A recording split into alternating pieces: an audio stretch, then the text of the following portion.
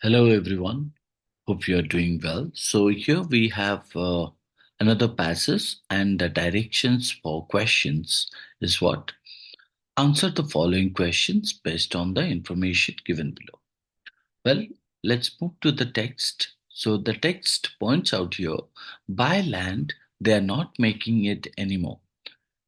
Quipped Mark Twain. Mark Twain. So quipped is indicating that a sarcastically statement or made a witty or sarcastic remark that Mark Twain has pointed here. It is a maxim that would certainly serve you. It is a maxim means which one? They by land they are not making it anymore is a maxim. So what do you mean by maxim? It's a kind of a saying that would certainly serve you well in a game of Monopoly, the best selling board game that has taught generations of children to buy a property, stack it with the holes, right? Um, uh, Stack it with hotels and charge fellow players sky high rents for the privilege of accidentally landing there. The game's little known inventor, Elizabeth Maggie, would no doubt have made herself go directly to jail if she would lived to or if she had lived to know just how influential today's twisted version of our game has turned out to be. Why? Because it encourages its players to celebrate exactly the opposite values, isn't it? So, uh, to those she intended to champion, determined to prove the merit of Judge's proposal. Mac- Mazzei invented and in 1904 patented what she called the landlord scheme, right? So laid out on the board as a circuit, which was a novelty at the time. It was populated with streets and landmarks for sale. So when we talk about patented, so what do we mean by patented? So patented is called as a legally protected the design of a game, isn't it? So that's what is the patented means. Now, the key innovation of her game, however, lay in the two sets of the rules that she wrote for playing it. Under the prosperity set of rules, every player gained each time someone acquired a new property, designed to reflect the judge's policy of taxing the value of land. So, and the game was won by all when the player who had started out with the least money had doubled it. Under the monopolist set of rules. So, when we talk about monopolist, so monopolist is indicating as a what? You can talk about somebody who does his own way of doing something, right? So, set of rules. In contrast, players got ahead by acquiring properties and collecting rent from all those who were unfortunate enough to land there. And whoever managed to bankrupt the rest emerged as the sole winner. Sound a little familiar? The purpose of the dual sets of rules, said Machai, was for players to experience a practical demonstration on the present system of land, grabbing with all its usual outcomes and consequences. Hence, to understand how different approaches to property ownership can lead to vastly different social outcomes. It might well have been called the game of life, isn't it? The game of life.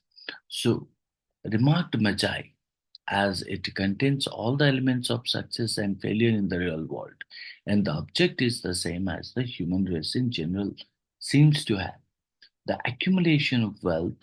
The game was soon a hit among left wing intellectuals. Right.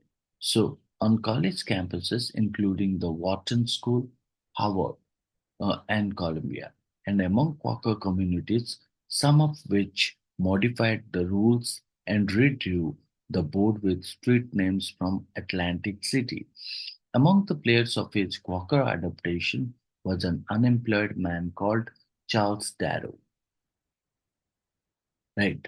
So, who is an unemployed man, played a version of the game and later sold it to Parker Brother as his own creation, right?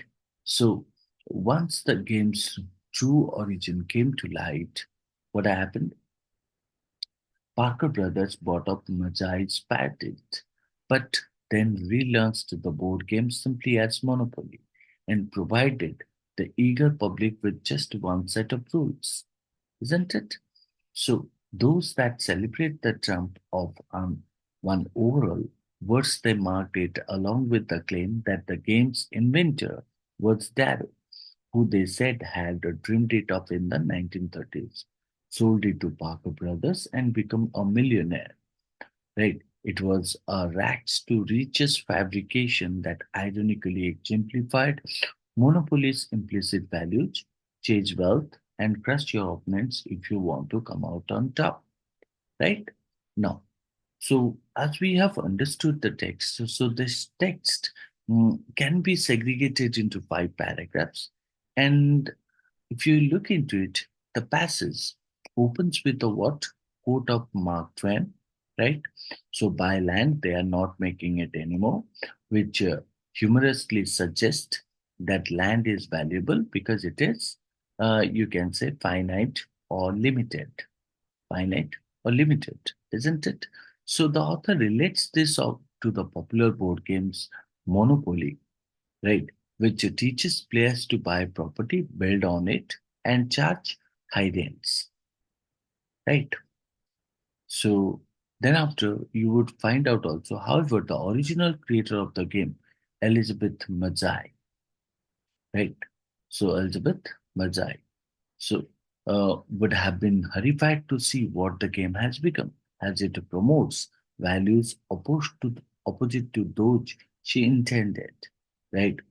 So in that case, if you talk about this, you would find out that the idea is to introduce the concept that monopoly, as we know it today, has diverged greatly from the original intention of its creator, Elizabeth Mazzei, right? So you can say that the tone is slightly ironic with a critical view of how the game has changed. The style is, you can say, informative, providing background on the game and its origin, isn't it? So, as we talk about Elizabeth Mackay, who created the original game called The Landlord's Game, right? What is that called? The Landlord's Game. So, in the year of 1904, right? So the game had streets and landmarks for sale, similar to Monopoly today. However, her game was unique because it had two sets of rules, right? So in that case, if you talk about that two sets of rule, what are they? So you can say that she wrote for playing it. One is called Acha, means where everyone gained wealth together, prosperity rules, isn't it? So prosperity rules. And another where players try to bankrupt each other, that's called Acha, monopoly rules, isn't it? So monopolist under the monopolist set of rules. So the current version of monopoly follows the monopolist rules. So in that case, if you look into this particular paragraph, the dual nature of Majai's original game and how it was intended to demonstrate the social consequences of different economic systems. So the tone remains informative with a touch of historical analysis. So and explaining, detailing the mechanics of the original game, right? So, as we understood that Majai created the dual rules to show how different system of property ownership could lead to different societal outcome. So, she intended the game to be a lesson on how the real world works, with the prosperity rules showing a cooperative system and the monopoly rules showing a competitive winner takes all system, right? So that is what you would find out. So here it emphasizes the Mazai's game was a social commentary on property ownership and its impact on society. Right. Now, if you talk about the game became popular, right? The game became popular. So, and what happened? Uh, so you can say that the game became popular among the left wing, right? So left wing, what? Left wing intellectuals, college students, and Quaker communities, right? So among those, so it got what? It got popular, right? So it is also stated that who modified it, Charles Darrow, an unemployed man, played a version of the game and later sold it to Parker Brothers as his own creation, right? Parker Brother as his own.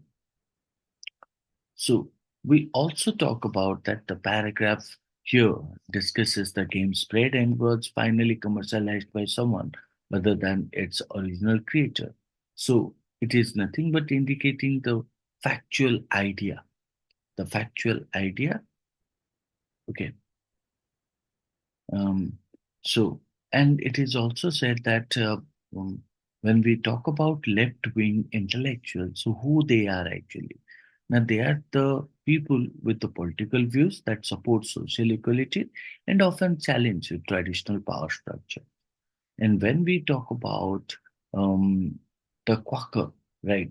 So these Quaker communities are nothing but the kind of a communities means who belong to a religious group known for pacifism and simple living. So pacifism, right? Pacifism means those who pacify or peacemaker. Even if you talk about that once Parker brother learned of the game is true origin, right? So once the game's true origin came to the light, they bought Majai's patent but rebranded the game as Monopoly. Focusing only on the competitive aspect, they falsely claimed that. What did they falsely claim? That the inventor was a Darrow who invented the game, promoting a rags to riches, right? Uh, rags to riches story that ironically reflect the game's values, isn't it? So here we find out Parker Brothers changed the game's history and rules to fit a narrative that aligns with Monopoly's competitive, wealth-chasing theme, right? So here you would find out the tone is nothing but a critical at the end of it and slightly what? Slightly ironical. So, ironical, or you can say pointing out the hypocrisy in how the game story was manipulated, isn't it? So, all total, if you talk about that, the passage explains what? The passage explains the transformation of what? Elizabeth Magi's, Elizabeth's Mazai's original game, the landlord's game, into the modern day of Monopoly, originally intended as a what? A lesson in economic system. The game has been commercialized to promote competitive, uh, wealth center values, contrary to Magi's intention. So, and finally, we understood how the tone is critical, especially of how the game's history was distorted to fit a more remarkable narratives. Okay, so as we understood it, let's go to the question. What does the question point out? What is the importance of the statement by Mark Twain? Buy land, they are not making it anymore. So it is a kind of mm, a remark, sarcastic or humorous remark quoted by the author in the passage. So the question asks about the importance of Mark Twain's statement, buy land, they are not making it anymore. So, as quoted by the author in the passage, essentially it wants to know how this quote relates to the rest of the passage, isn't it? So, let's look at the choices. The first choice, it sets the tone for the economic principles discussed in the passage, highlighting the timeless value placed on land ownership and its relevance to monopolies gameplay. Right. So in option one, this suggests that the quote sets the tone for the passage and emphasizing the enduring value of land ownership, which ties into the game Monopoly. However, if you look into this, it doesn't touch. It doesn't touch on what? The irony. It doesn't touch on the irony or transformation of the game, isn't it? So, in that case, one is eliminated. Now, if you go to the second option stated it underscores the central theme of the passage regarding the value of property acquisition, contrasting the original egalitarian means equality, intention of Elizabeth Mackay's game with the cutthroat capitalism it now promotes. Now, option two highlights how the code relates to the theme of what? Theme of property acquisition in the passage, and contrasting it with what? Elizabeth, Elizabeth Mazzai's, Elizabeth Mazzai's original intention. However, it doesn't focus on the irony of how the game changed over time, isn't it? Now, look at the option three. Option 3 said it serves as an ironic prelude to the history of monopoly, juxtaposing the exploitative land acquisition celebrated in the modern game against the equitable property sharing proposed by Majai. Now, this option introduces what?